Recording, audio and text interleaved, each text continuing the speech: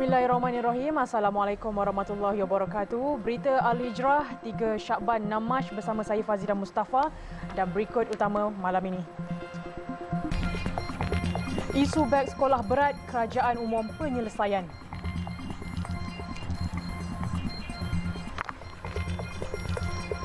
Juga asrama madrasah dijilat api.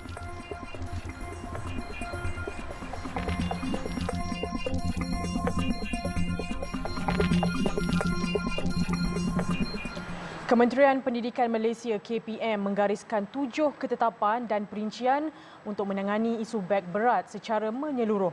Antara langkah yang bakal diambil ialah penggunaan lokar di sekolah rendah yang mengikuti kelas secara 2 sesi.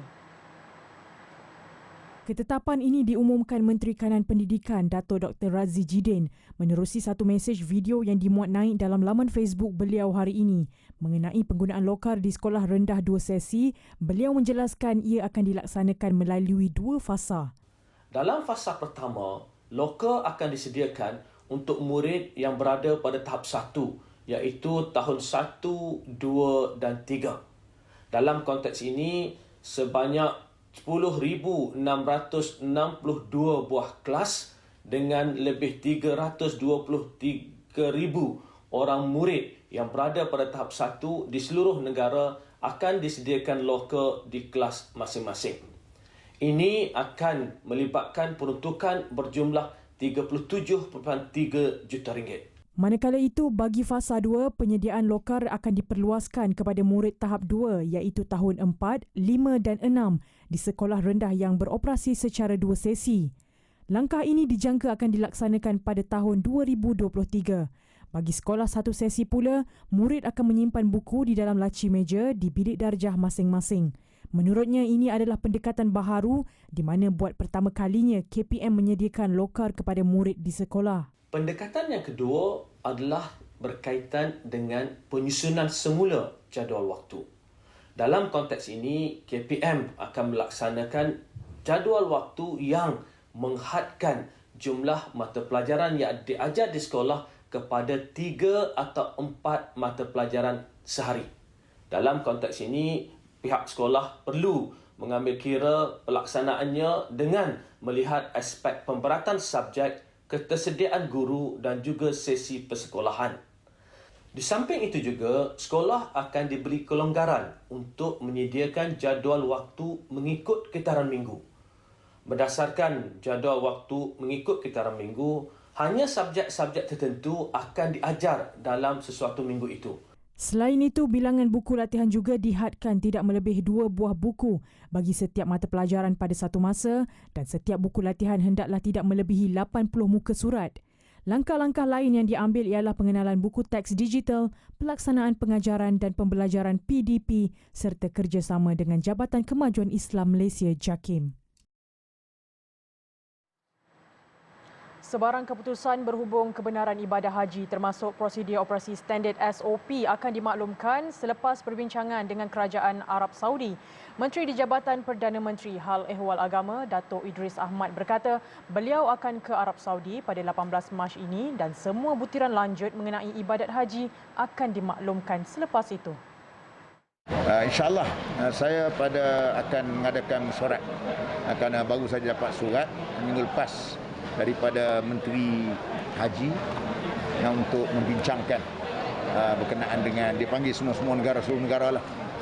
Kebetulan Menteri Haji ini baru tukar saja, dia baru, maka dia panggil insyaAllah. Beliau ditemui media selepas merasmikan Majlis Anugerah Kecemerlangan Pelajar Ma'had Tahfiz Darul Fikri di Kuantan. 9 pelajar menerima sijil penghargaan masing-masing selepas berjaya menghafaz 30 juzuk Al-Quran. Sementara itu, ketika ditanya mengenai vaksin melibatkan pelajar tahfiz, Dato' Idris mengingatkan kepada ibu bapa yang belum mendaftar anak mereka supaya mendaftar segera sebagai langkah perlindungan daripada terkena jangkitan.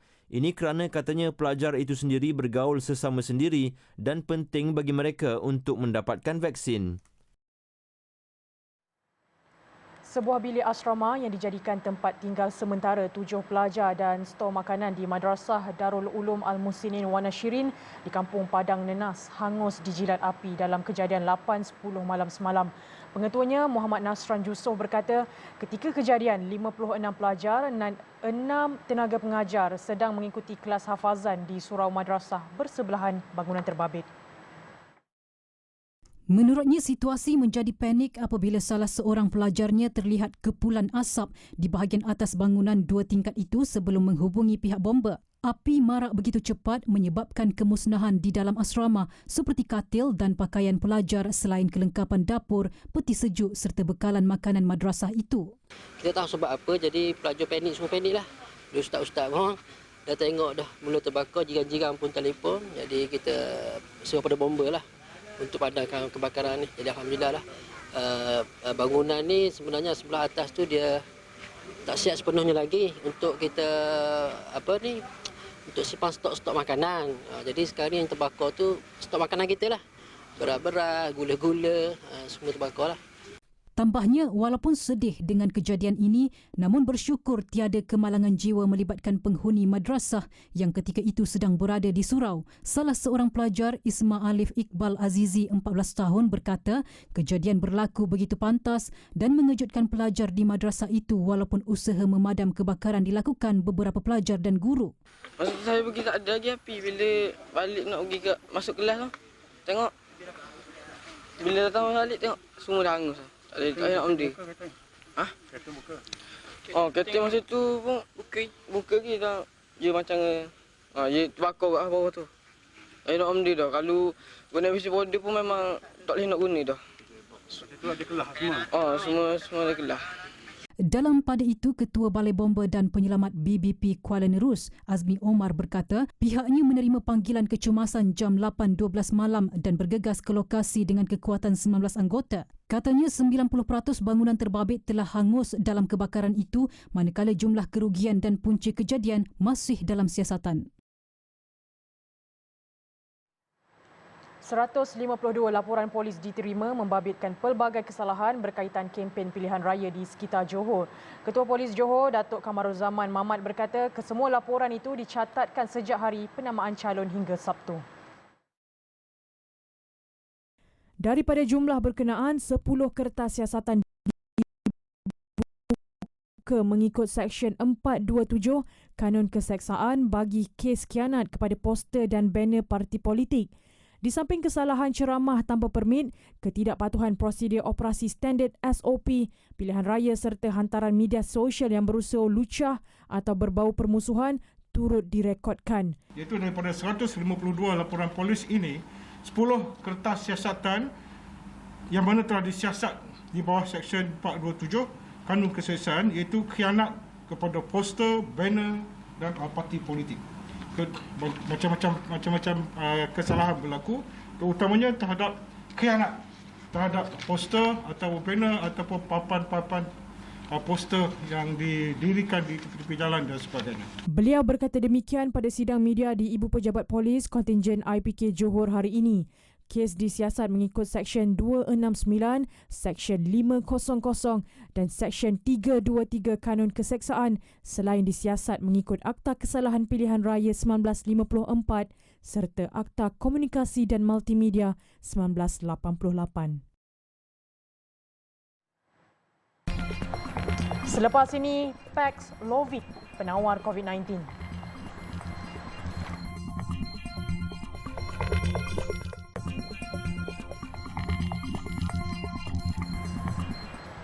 Alhamdulillah bertemu kembali. Baru-baru ini, Kementerian Kesihatan KKM meluluskan penggunaan ubat antiviral keluaran Pfizer yang dikenali sebagai Paxlovid yang disifatkan Ketua Pengarahnya Tan Sri Dr. Noor Hisham Abdullah sebagai senjata baharu untuk melawan COVID-19. Penggunaan ubat COVID-19 ini dijangka dapat membantu mempercepatkan peralihan ke fasa endemik. Jadi untuk mengetahui lebih terperinci mengenai ubat antiviral tersebut, kita bersama pakar perunding penyakit berjangkit UiTM Private Specialist Center UPSC, Dr. Yazli Yohana. Assalamualaikum, Doktor. Waalaikumsalam warahmatullahi. Okey, Doktor, kita teruskan dengan soalan sejauh mana ubat antiviral Paxlovid dapat kurangkan kes serius sekaligus menjadikan COVID-19 sebagai endemik sama seperti influenza H1N1 dan sebagaimananya, Doktor? Paxlovid adalah satu ubat makan ubat oral yang boleh diambil oleh pesakit COVID-19. Okay? So baru di-announce hujung tahun lepas dan akan bakal masuk ke dalam negara. Okay? So apa yang kita nampak dengan Paxlovid ni, ubat oral ni, dia mampu mencegah mereka-mereka yang berisiko tinggi untuk mendapat COVID-19 yang teruk. Maksudnya kalau kita tahu kita dapat COVID-19 hari ini, kita diberi ubat oral Paxlovid ni, dia mampu mencegah daripada COVID ini turun ke paru-paru dan menyebabkan kita perlu menerima rawatan di hospital. Okay? So keberkesanan Paxlovid ni berdasarkan kajian awal daripada company Pfizer, memang nampak amat memberangsangkan lah. Dia boleh mengurangkan kemasukan hospital, boleh mengurangkan COVID daripada serang paru-paru dan menyebabkan kita perlu rawatan-rawatan yang lebih rumit di hospital. Adakah keberkesanan ubat tersebut meliputi semua varian yang ada, Doktor? Varian, okay, so Paxlovid ni dia tak macam vaksin. Okay? Vaksin kita nak cegah daripada dapat COVID bila kita attack spike protein tu. Okay? Paxlovid ni dia cara jalan dia, cara bekerja dia lain. Okay? Dia menghalang enzim dalam COVID-19 ni daripada berfungsi dan menyebabkan mampu membiak. Okay, the protease inhibitor lah. Dia elakkan, dia halang protease enzim dalam COVID-19 ni untuk membiak. Okay, menyebabkan virus tu membiak. So cara pekerjaan dia lain. Tapi tak mungkin virus boleh juga lawan Paxlovid ni kalau kita ambil ubat ni sembrono, tak mengikut arahan doktor dan sebagainya. Okay, sebab semua virus boleh mutasi. Okay. Tapi dari segi announcement, dari segi kajian awal, kita nampak Omicron pun mampu dihalang oleh Paxlovid ni lah. So, Doktor, adakah golongan mana yang boleh ambil ubat Paxlovid? Mungkin ada had umur ataupun yang belum ambil vaksin. Adakah mereka juga boleh mengambil Paxlovid?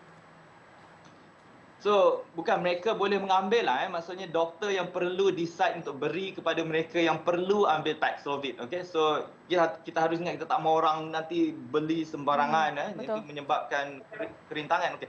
So, Paxlovid ni kita hanya akan berikan kepada mereka yang berpotensi untuk mendapat COVID-19 yang teruk. Maksudnya bukan semua orang perlu mengambil Paxlovid kalau dia tahu dapat COVID-19. Okay? So, mereka-mereka yang berisiko tinggi lah, umur 60 tahun ke atas, ada sakit buah pinggang, pesakit kanser, pesakit transplant, okay? Mereka yang mempunyai jisim berat badan yang tinggi dan penyakit-penyakit kronik seperti jantung dan sebagainya adalah golongan-golongan sasar yang perlu diberi Paxlovid kalau dapat COVID-19.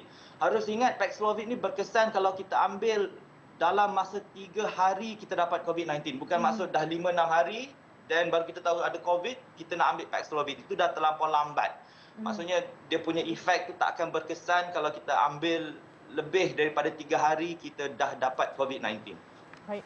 Dan ini adalah kerisauan untuk rakyat yang ingin menggunakan Paxlovid. Adakah dia akan mendatangkan kesan sampingan kalau terutama ada yang alergik ubat-ubatan, Doktor? So Paxlovid ni ubat yang sophisticated lah. Dia bukan ubat simple-simple aja. So dan saya tak terkejut bukan semua doktor boleh prescribe Paxlovid ni sebab dia ubat yang canggih lah. Okay, so ubat ni memang akan memberi kesan sampingan kepada ubat-ubat yang lain. Kalau orang di luar sana ada makan ubat-ubat tertentu, okay, Paxlovid punya interaction dengan ubat-ubat ni sangat kuat. Itu yang paling kita perlu perhatikan lah. Maksudnya kita perlu tahu sejarah ubat yang sedang dimakan oleh pesakit sebab Paxlovid ni boleh kacau ubat-ubat mereka. Okay, itu benda yang paling utama kita kena ingat. Maksudnya dia bukan ubat yang simple lah. Kesan sampingan tak teruk. Maksudnya kalau kita dah tahu kita nak bagi Paxlovid ni dekat pesakit, okay, kesan sampingan Paxlovid tak seteruk tak seteruk mana lah. Macam biasa-biasa je lah, cerit-berit sikit-sikit. Itu quite common. Baik. Terima kasih Dr. Yazdi Yohana, itu pakar UiTM Private Specialist Center UPSC atas masa yang ada. Terima kasih Doktor atas penjelasan itu. Baik, kita ke berita seterusnya. Vaksin CoronaVac atau Sinovac yang diluluskan berkuasa kawalan dadah PBKD pada 3 Mac lalu kepada kanak-kanak akan mula diberikan esok. Timbalan Menteri Kesihatan Datuk Dr. Nur Azmi Ghazali berkata, pemberian vaksin tersebut bagaimanapun hanya diberikan kepada kanak-kanak yang tidak boleh menerima vaksin Comirnaty Pfizer atas faktor kesihatan. Memberi keutamaan kanak-kanak menerima Pfizer. Dan kita akan menasihati setiap ibu bapa supaya mengambil Pfizer sebagai suntikan kanak-kanak. Tetapi bagi kanak-kanak yang contohnya menghadapi alergik yang kuat pada vaksin Pfizer, maka kita akan berikan Sinovac. Datuk Dr. Nur Azmi yang juga pengerusi jawatan kuasa bertindak imunisasi COVID-19 berkata, vaksin Sinovac juga diberi pilihan kepada kanak-kanak yang ibu bapa mereka sekiranya tidak bersetuju untuk menerima pelalian jenis Pfizer. Jelas beliau, vaksin Sinovac hanya boleh diberi apabila kanak-kanak mencapai usia 5 tahun pada tarikh lahir. Katanya, bagi mendapatkan status vaksinasi lengkap, 2 dos vaksin Sinovac akan diberikan kepada kanak-kanak 5 hingga 11 tahun dengan selang masa 4 minggu. Vaksin Sinovac boleh didapati di pusat pemberian vaksin PPV terpilih. Beliau berkata demikian kepada media selepas merasmikan mesyuarat agung tahunan kali ke-60 Pertubuhan Kebajikan Agama Islam dan Masyarakat Melayu Mukim Baganserai di Surau Al-Asriyah Baganserai hari ini. Kerajaan Negeri Kedah tidak akan berkompromi terhadap mana-mana peniaga kedai runcit yang didapati menjual nombor ekor. Menurut Menteri Besar Datuk Seri Muhammad Sanusi Muhammad Noor, pihak berkuasa tempatan PBT dan Majlis Daerah telah mengenal pasti peniaga yang menjalankan perniagaan terbabit dan bakal berhadapan tindakan lesen perniagaan dibatalkan dan premis ditutup. Menurut Datuk Seri Muhammad Sanusi, langkah ini diambil Kerajaan Negeri Kedah bagi membantras aktiviti perjudian. Ia termasuk peniaga yang berselindung di sebalik kedai kafe cyber, tetapi aktiviti sebenarnya adalah premis judi secara dalam talian. Kedai runcit jual nombor ekor ni hampa tunggu sat. Tak kena tak apa, kalau kena makan tak habis. Kalau yang kedai-kedai tu kita bungkus. Jual nombor. Saya tahu ada kedai runcit jual nombor ekor. Lepas ni kedai tu pula. Hampa buat, hampa kena. Baik apa berhenti. Dengan kedai-kedai tu kita tutup. Beliau berkata demikian ketika ditemui pada majlis perasmian Karnival Rakyat Parlimen Jerai di Dewan Serbaguna dekat Gurun. Menurutnya, kerajaan negeri mahu menjadikan Kedah sebagai negeri bebas judi pada masa hadapan serta serius membantras aktiviti tidak bermoral itu. Pada 14 November 2021, Kerajaan Negeri Kedah memutuskan untuk tidak memberi kelulusan kepada permohonan baharu lesen perjudian serta tidak memperbaharui lesen judi sedia ada supaya ia tamat tempoh berkuat kuasa serta-merta. Ketetapan itu selari dengan perintah Allah Subhanahu Wa Taala yang mengajak manusia melakukan kebaikan dan pada masa sama mencegah kemungkaran. Dai Muda Yadim DMY Muhammad Fadil Yahya, 28 tahun, diumumkan sebagai penerima anugerah perdana program realiti Dai Muda Yadim 2021-2022 yang berlangsung di Dewan Tun Chancellor Universiti Multimedia MMU semalam. Menurutnya, pentas akhir merupakan permulaan buatnya untuk meneruskan dakwah sebagai dai atau pendakwah dalam menyambung risalah Rasulullah SAW kepada masyarakat.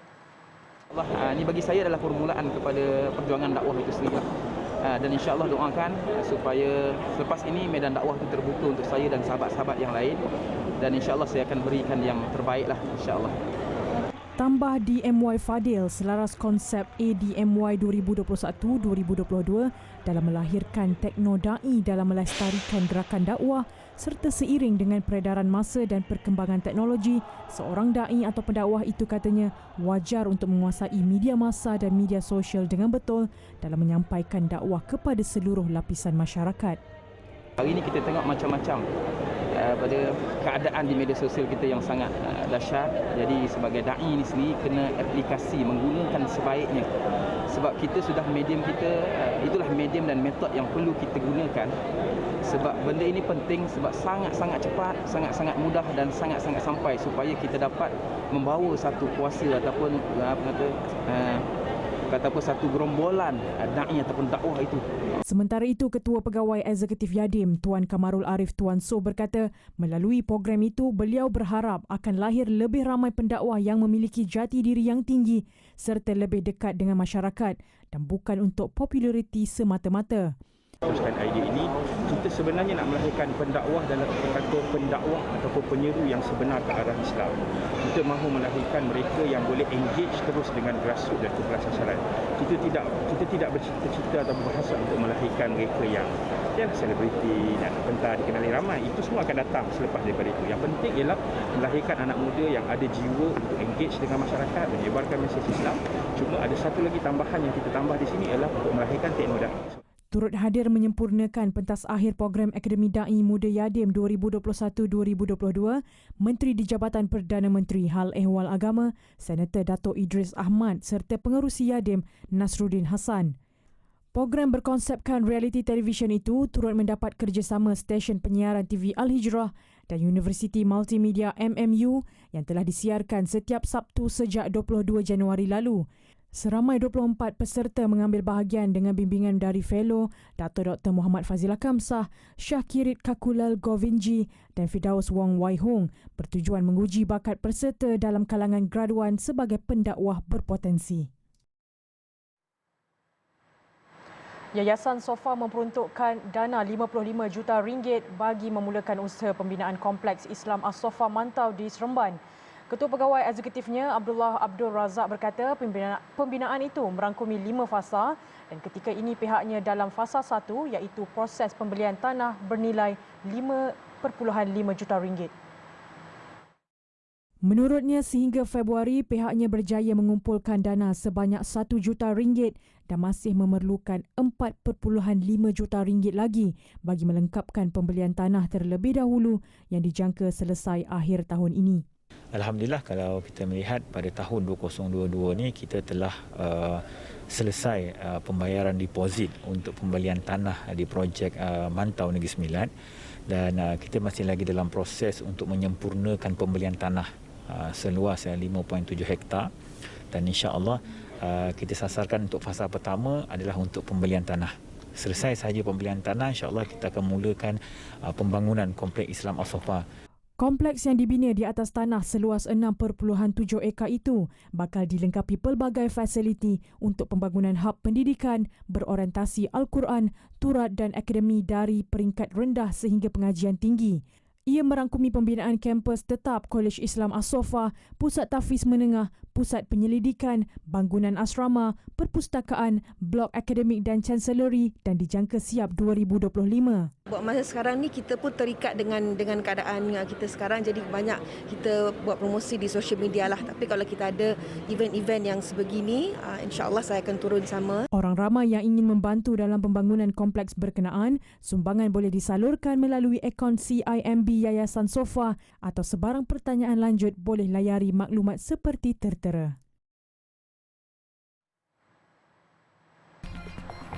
Arab Saudi tamatkan semua sekatan COVID-19. Arab Saudi pada Sabtu menamatkan semua sekatan COVID-19 di negara itu termasuk penjarakan fizikal dan pemakaian pelitup muka di tempat terbuka. Penamatan penjarakan fizikal turut termasuk di 2 masjid suci di Makkah dan Madinah, namun jemaah masih perlu memakai pelitup muka. Pengumuman semalam dibuat sumber rasmi Kementerian Dalam Negeri Arab Saudi yang memaklumkan penamatan sekatan berkuat kuasa pada 5 Mac. Berdasarkan laporan, Arab Saudi menetapkan tiada keperluan memakai pelitup muka di tempat terbuka, namun masih wajib dipakai jika berada di tempat tertutup. Melalui peraturan baharu, individu yang tiba ke Arab Saudi tidak lagi perlu menjalani kuarantin wajib. Pengembara juga tidak perlu mengemukakan hasil ujian PCR ketika tiba di lapangan terbang di Arab Saudi. Pun begitu, pengembara wajib mendapatkan perlindungan insurans untuk menampung kos rawatan sekiranya dijangkiti COVID-19. Arab Saudi juga semalam menamatkan sekatan penerbangan dari negara-negara seperti Afrika Selatan, Namibia, Botswana, Zimbabwe, Nigeria, Ethiopia dan Afghanistan. Penamatan semua sekatan yang diumumkan Arab Saudi tertakluk kepada penilaian berterusan Arab Saudi berdasarkan perkembangan terkini jangkitan COVID-19. Pekerja di terminal minyak Termere berhampiran Liverpool enggan memunggah minyak dari Rusia yang dibawa sebuah kapal kargo dari Jerman. Tindakan itu sebagai protes terhadap krisis Rusia dan Ukraine. Disebabkan pencerobohan Rusia di Ukraine, pekerja di pelabuhan terbabit memutuskan untuk tidak memunggah minyak Rusia walaupun ia dibawa kapal yang berasal dari negara lain.